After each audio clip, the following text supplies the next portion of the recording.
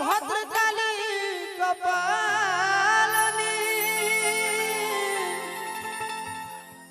दुर्गे क्षमा शिवा धात्री स्वाहा स्वधा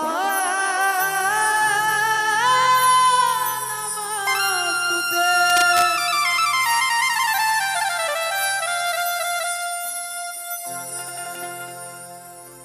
सबसे पहले एक माँ का भजन, क्योंकि ज्यादा देर तो रुक नहीं पाएंगे, लेकिन जब तक रहेंगे ओनली वन एंजॉय होगा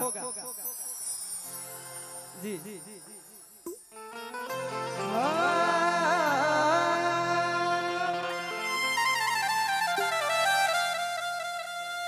कि कथी के रटना सीताली मैया माई हो,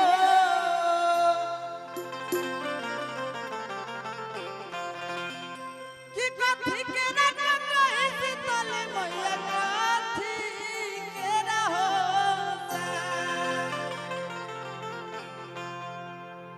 कि कथी बैठल सीताली मैया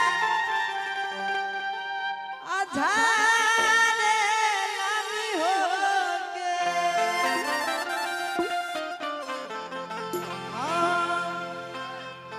कि कथी के रटना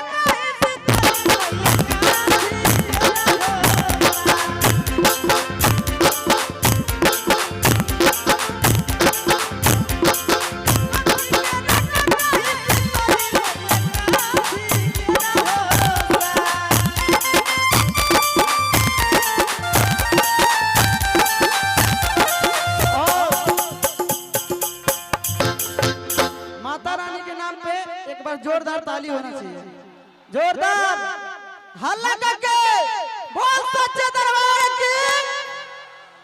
कि कथी बैठा सीताली मैया धारे लामी होके।